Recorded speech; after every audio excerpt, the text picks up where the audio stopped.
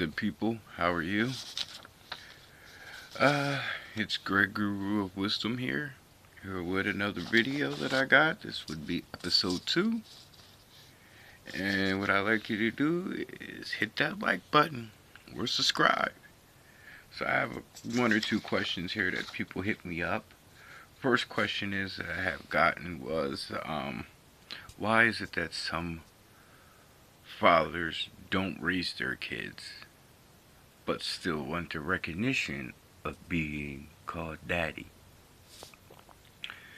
And my advice is to that is, number one is, who doesn't want to be a father? Being a father or being called a dad is a good thing or a beautiful thing. But on the same note, not everybody's ready to handle that responsibility. There's a lot to do with being a parent, you know, just by more than buying a kid something, or you know, making sure they have clothes on their back or food in their stomach. There's more than that. You know, there's guidelines that you have to do throughout their life to make sure they'll be a good person in becoming an adult, you know. And some men can't handle that. Some men just don't want that responsibility. I mean, I have two beautiful children. Yeah, I mean, I'm comfortable with that responsibility of being their father and being in their lives. I am not one of them men. But there are some men who are like that. I really can't fathom what's in their mindset to want to lay down with a woman but not accept the responsibilities of the outcome of him laying down with that woman. Some men are really, truly have fear of raising another life form, you know. They wouldn't begin to fathom of what to do when it comes to a child. So that's what I believe is why some men don't own up to their children but want the recognition. You know, and plus there is Father's Day. They do get cards, sometimes money, gifts, you know, so that could be another reason why they want to claim the title as being a father. But the fear of them actually taking care of their child is why sometimes they might not want the responsibilities. But there's many ways you can look at it. It is to why they don't want to be a parent. They could just not mentally be prepared, or not wanting that child, or they could just generally hate it. You know, the world is kind of crazy nowadays in 2017. So they could just not want that child or dislike that child for who knows reasons, personal reasons, or just who the mother was. You know, there's many different reasons to why a man doesn't want to raise his own child. But I hope I answered your question. Now I'm going to move on to question number 2, because this one is a little bit more difficult. Someone had wrote to me is, when I die, will I go to heaven? That was the next question. That is very easy question. Very easy question. But I'm going to have to turn to the Bible. Yeah, my Bible's kind of old and whatnot. So, let's get this started. First part I'm probably going to go to in the Bible is probably 1 Corinthians. 1 Corinthians, yes. Chapter 4, and I'm going to start at verse 13. And it goes on like this. But I do not want you to be ignorant, brethren, concerning those who have fallen asleep. And I'm going to have to pause right there because during biblical times, their wordings were a lot different than 2007 modern times. When they mean falling asleep, they actually mean death, you know. But on the sense of that, their death, they consider it just falling asleep, you know.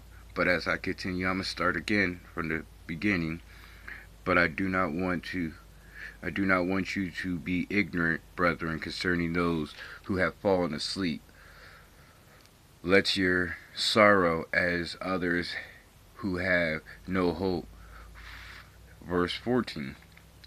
For if we believe that Jesus died and rose again, even so God will bring him. Those who sleep in Jesus, for this we say to you by the word of the Lord, that we who are alive and remain until the coming of the Lord will by no means precede those who are asleep.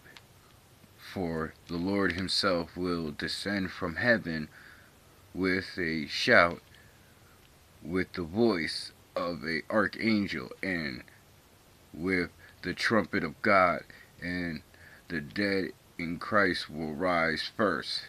So what that was meaning was that anybody who's died from first man clear up until now is still asleep in the ground.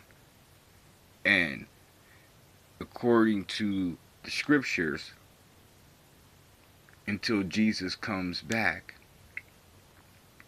when he comes back, I mean, that's when they'll rise. But those are only the righteous ones.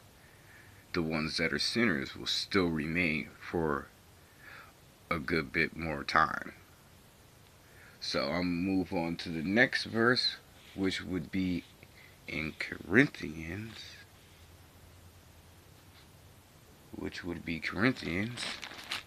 So bear with me a moment. I gotta find out where Corinthians is.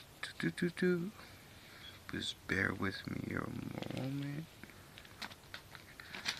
I gotta go to Corinthians.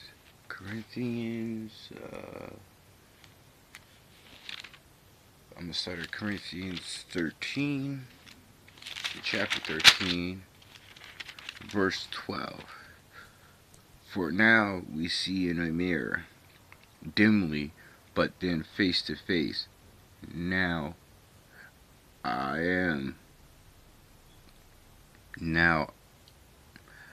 know in part, but then I shall know just as I also am known.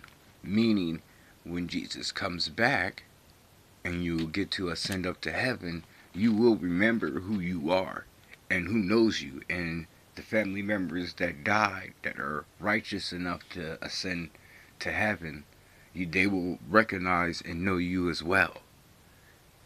So then I'm going to continue on to in Corinthians chapter 15. I'm going to start at verse 20. Bear with me a moment, okay? Here's chapter 20. But now Christ is risen from the dead and has become the first fruits of those who have fallen asleep. For since by man came death, by man also came the resurrection of his death. And then I'm going to continue to read in verse 22. For as in Adam all died, even so in Christ all shall be made alive, but each one in his own order. Christ is the first fruit after those who are in Christ at his coming. See, again, it is saying that everybody who has died will rise like Christ did, but not until his coming. That includes the first man, Adam. He's still dead in the ground, but he will arise once Christ comes. So now I'm going to continue on to 1 Corinthians, but I'm going to go to chapter 50. I'm going to stay in chapter 15, but I'm going to go to verse 50 now. Now this I say, brethren, that flesh and blood cannot inherit the kingdom, and God, nor the corruption inherit the incorruptors. Behold, to tell you a mystery, we all shall not sleep, but we shall all be changed. In the moment, in the twinkling of an eye, at the last trumpet, for the trumpet will sound, and the dead will be risen incorruptible, and we shall be changed. For this corruptible must be put on incorruption, and this mortal must put on immortality. So, pretty much what that was saying is that us as humans, who we are now, we're born in sin, we're made from sin. So, we can't have the same bodies as when we are awaking. So, God will change our bodies. Just like a snap of a finger, like that, according to the scriptures. So then we shall become immortal, from being a mortal man to being an immortal man. So that's what that scriptures was saying. So these are the things that will happen to you when you die. You will be able to go to heaven, but not until Jesus Christ comes. And then I'm going to go to the last part to sum up the question that was asked. And I'm going to head to Revelations. I'm going to go to Revelations chapter 21, verse 14.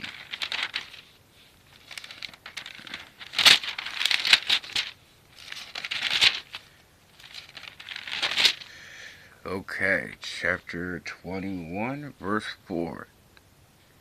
And it goes and it reads, and God will wipe away every tear from their eye.